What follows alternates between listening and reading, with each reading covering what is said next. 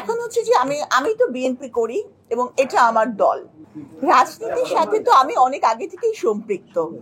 আজকে আমি আনুষ্ঠানিকভাবে জিয়ার মাজারে গিয়ে ফুল দিয়েছি এবং শ্রদ্ধা অর্পণ করেছি, কিন্তু রাজনীতির সাথে সম্পৃক্ততা আমার বহুদিনেরই। আর আপনারা জানেন, প্রত্যেকটা মানুষেরই রাজনৈতিক মতাদর্শ থাকে, সেটা সে সক্রিয়ভাবে করুক অথবা সেটা সে অন্তরে ধারণ বা লালন করুক। তো আমি এই জাতীয়তাবাদী আদর্শকে সবসময় আমার অন্তরে ধারণ এবং লালন করেছি এবং এখন সেটা পালন করছি। এখন হচ্ছে যে আমি তো বিএনপি করি এবং এটা আমার দল। হ্যাঁ, সুতরাং আমার যাওয়া এটা শুধু ব্যক্তিগত ব্যক্তি, আমি কিন্তু এখন বিএনপিরই একজন। হ্যাঁ, তো এটাকে আপনারা যেভাবে নেন সেভাবেই। তবে যেহেতু আমি আপনারা জানেন আমি ল করছি, আমার ল কলেজের সব স্টুডেন্টরা মিলে আজকে আমরা সিদ্ধান্ত নিয়েছিলাম যে আমরা যাব, কারণ এগুলো হচ্ছে ভিন্ন ধর্মী যোগ্যতার ব্যাপার। আমার সেই ধরনের কোনো যোগ্যতা নাই। না, আমি ল পড়ছি কারণ হচ্ছে যে অনেক টানাপোড়েনের পরে আমি জেনেছি যে ল জানাটা কতটা গুরুত্বপূর্ণ।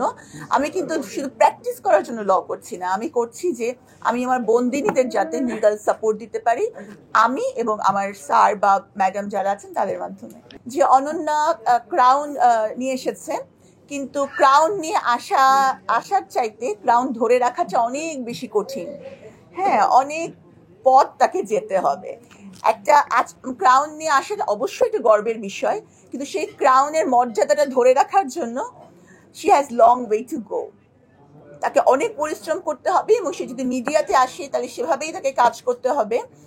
মানে অনেক সময় হয় যে আমরা একটা প্রাপ্তির পরে স্রোতে গা ভাসিয়ে দেই, তা না। পরিশ্রমটা আমি মনে করি যে পরিশ্রমের বিকল্প কিছুই হতে পারে না। এই ক্রাউনটা ধরে রাখার জন্য তাকে খুব ভালো কাজ করতে হবে, যাতে সবাই বলতে পারে যে ক্রাউন নিয়ে এসেছিল এবং এখন সে সিংহাসনে আসীন। হ্যাঁ, তো শুধু ক্রাউন নিয়ে এসেছি কিন্তু কাজ পরে করলাম না, এটা না। আমি অনন্যাকে দোয়া করছি এবং উইশ করছি যে এটাই যেন হয়, আমরা যেন গর্ব করে বলতে পারি যে শি ডিজার্ভস দিস।